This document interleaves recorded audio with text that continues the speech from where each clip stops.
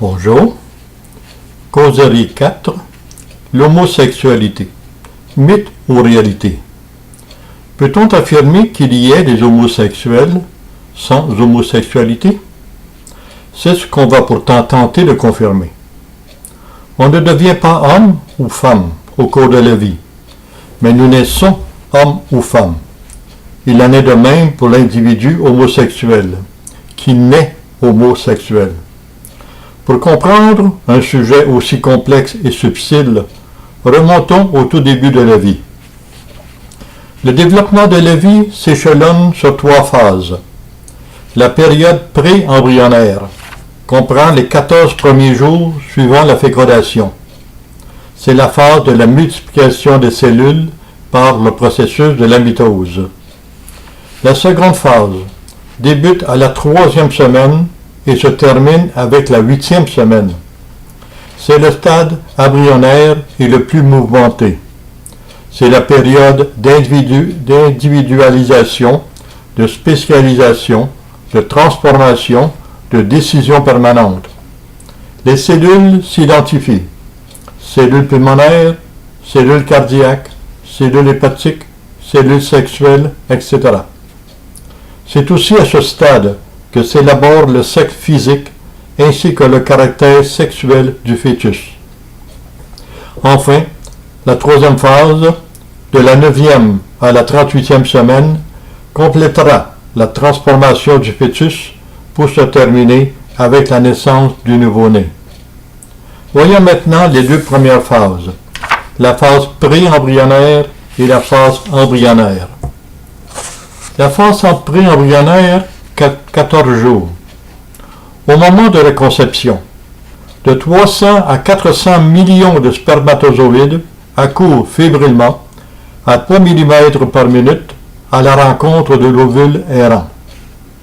Un spermatozoïde se compose d'un acrosome, soit une tête dans laquelle se trouve un nucléus, le tout accompagné d'un long flagelle, l'instrument de mobilité. Quoiqu'un seul acrosome, libéré de son flagelle, pénètre dans l'ovule, la participation des autres 300 à 400 millions de spermatozoïdes demeure très importante. En effet, chaque acrosome sécrète des enzymes, hyaluronidase et protéinase, lesquelles affectent l'enveloppe extérieure de l'ovule et facilitent l'entrée du seul spermatozoïde. Quelques 20 heures après la fécondation, il y a mariage, non fusion, des 23 chromosomes haploïdes paternels et des 23 chromosomes haploïdes maternels pour former la première cellule vivante, le zygote. La multiplication des cellules. La cellule originale, le zygote, se divise en 2 cellules. Ensuite, chaque cellule continue à se reproduire en 2 unités. Ainsi, du zygote, il y aura 2 cellules, puis 4, puis 8, 16, 32, 64, 128, 256, 512, 1024, jusqu'à des millions de cellules. Processus de la mitose. Dans la cellule unique, le zygote, l'on retrouve un centriole formé de 2 bâtonnets réunis en angle perpendiculaire et formant un T. Ce centriole se dédouble pour former 2 astères. Ces astères se positionnent séparément aux extrémités de la cellule. Au centre de la cellule, il y a un nucléus fermé, composé de filaments. Ces filaments s'épaississent, s'allongent et forment des chromatides, partenaires de futurs chromosomes.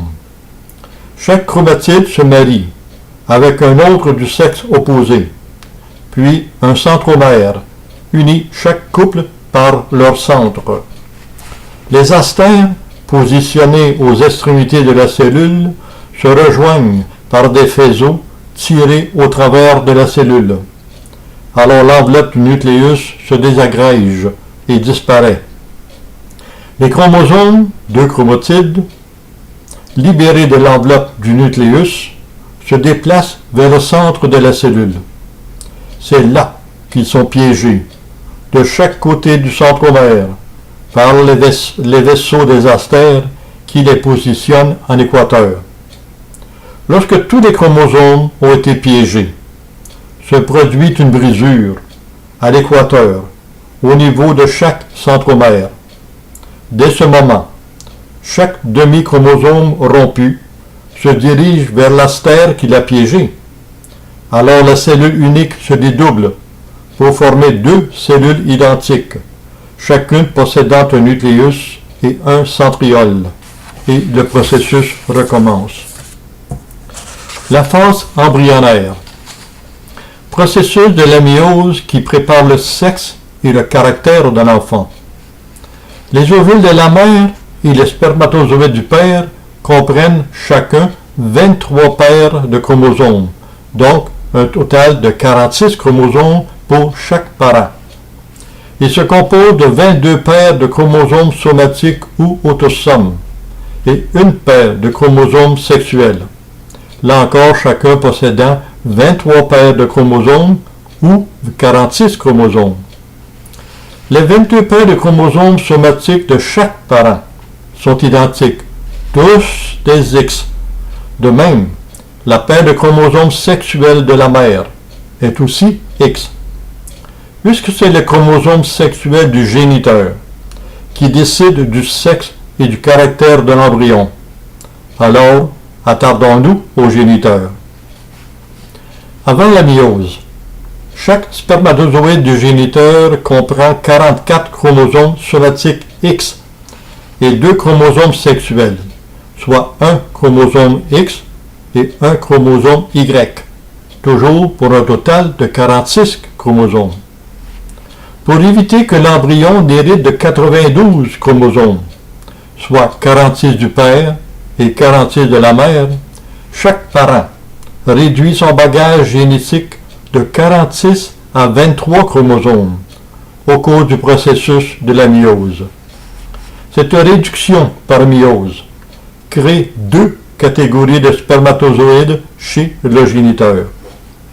L'une de ces deux catégories de spermatozoïdes se compose de 22 chromosomes somatiques X accompagnés d'un seul chromosome sexuel X, tandis que l'autre catégorie se compose de 22 chromosomes somatiques X accompagnés d'un seul chromosome sexuel Y. Donc, le spermatozoïde fécondant aura un seul chromosome sexuel, X ou Y, non les deux. Conséquence de cette différenciation. Si le spermatozoïde fécondant possède le chromosome sexuel X, ce sera une fille. Si le spermatozoïde fécondant possède le chromosome sexuel Y, ce sera un garçon. Dès cet instant, le sexe biologique, physique de l'embryon, puis du fœtus, demeure définitif et permanent. Il ne peut plus être modifié, et pour cause. Les causes de non-retour. Au cours du stade embryonnaire, l'embryon possède les deux sexes. Il est hermaphrodite. Il possède deux gonades, deux canaux de Muller, deux canaux de Wolff, ainsi que des bourrelets génitaux. Si le chromosome sexuel du géniteur est un X, les gonades deviendront les ovaires, les canaux de Muller, les trompes de Fallope, et les bourrelets génitaux, le clitoris et les autres organes génitaux féminins.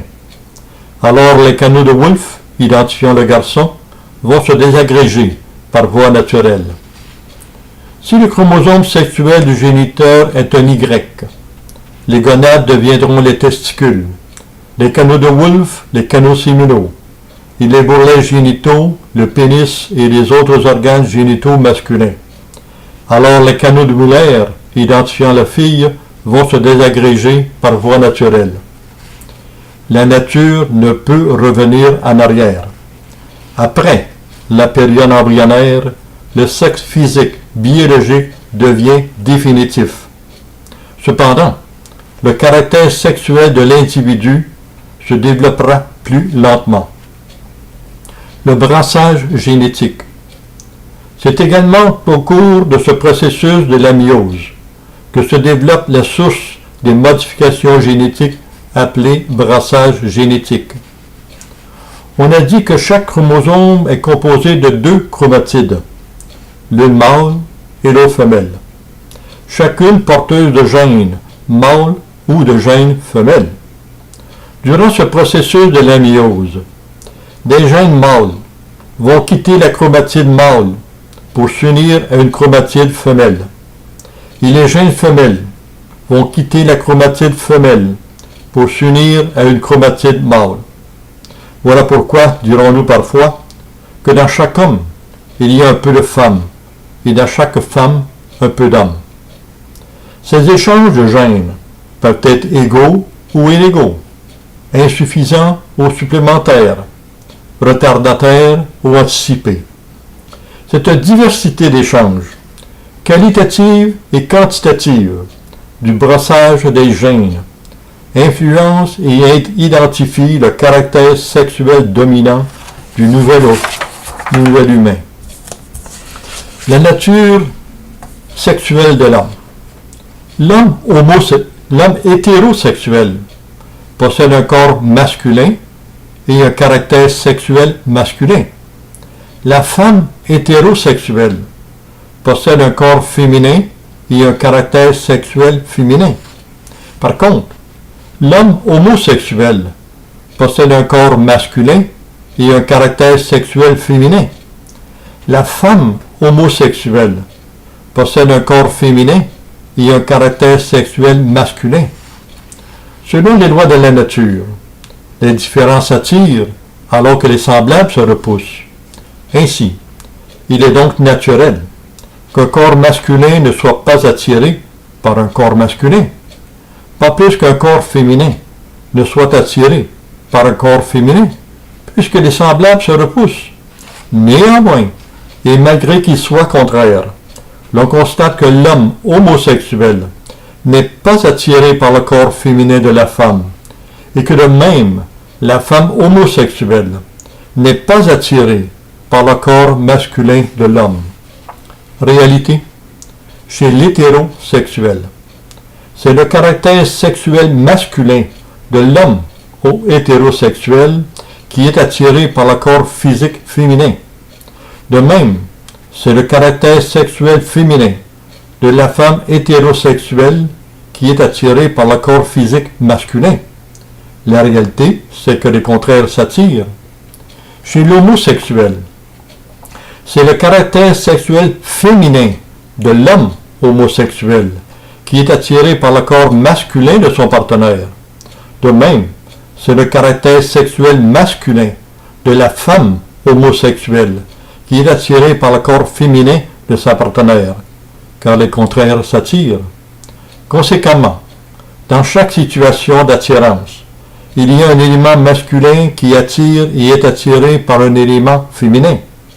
De même, il y a un élément féminin qui attire et est attiré par un élément masculin.